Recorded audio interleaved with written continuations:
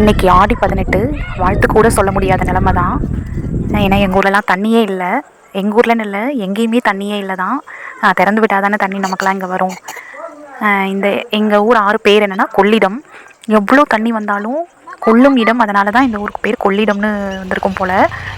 அந்த கரையிலேருந்து இந்த கரை வரைக்கும் தண்ணி தொட்டுட்டு போகும். அந்த அணை வரைக்குமே தண்ணி நின்றுட்டுருக்கும். அவ்வளோ தூரத்துக்கு இருக்கும் தண்ணி.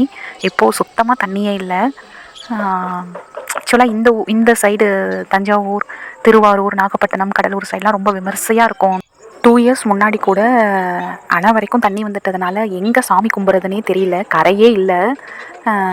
அப்படியே மேலே வச்சு சாமி கும்பிட்டுட்டு போனோம். அவ்வளோ தூரத்துக்கு தண்ணி வந்திருந்தது. இப்போது சுத்தமாக தண்ணியே இல்லை. புதுசாக கல்யாணம் ஆனவங்களுக்கு இது ஒரு ஸ்பெஷலான டே தான். அதே மாதிரி எல்லோரும் இந்த நாளில் தான் தாலி பிரித்து கோத்து கட்டிப்பாங்க. இது எல்லாத்துக்கும் மேலே விவசாயத்துக்குன்னு வர்ற அந்த தண்ணியை வழிபடுற நாள் இதுதான். ஆக்சுவலாக நம்ம தமிழ் கல்ச்சர் படி நாம் தான் அந்த ஐம்பூதங்களையும் நம்ம வணங்கிட்டு வந்திருக்கோம். நம்மளுடைய மூதாதையர்கள் காலத்துலேருந்து அதை இன்னமும் நம்ம ஃபாலோ பண்ணிட்டு வர்றது அது நாம தான், நம்ம கல்ச்சரில் தான். தண்ணி இன்றைக்கி ஸ்பெஷலாக இன்றைக்கி கும்பிடுவோம். அப்புறம் நெருப்பு கார்த்திகை தீபம் அப்போது நெருப்பை நம்ம கும்பிடுவோம். அப்புறம் ஆகாயம், நிலம் அதெல்லாம் நம்ம பொங்கல் ஃபெஸ்டிவல், அதுதான் காற்று, ஆகாயம், நிலம் இதெல்லாம் பொங்கல் ஃபெஸ்டிவலாக கொண்டாடுவோம். நம்மளுடைய தமிழ் கல்ச்சரே இதுதான். ஐம்பூதங்களையும் நம்ம சிலை வழிபாடு பண்ணுறதுக்கு முன்னாடி நம்ம ஐம்பூதங்களையும் தான் நம்ம கும்பிட்டுட்டு வந்திருக்கோம்.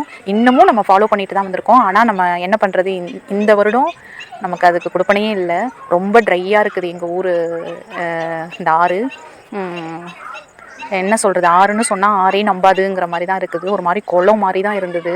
நாங்கள் இப்போது ஆடி 18 இப்போ இது பண்ணுறதுக்கே, சாமி கும்பிட்றதுக்கே ரொம்ப தூரம் போனோம்.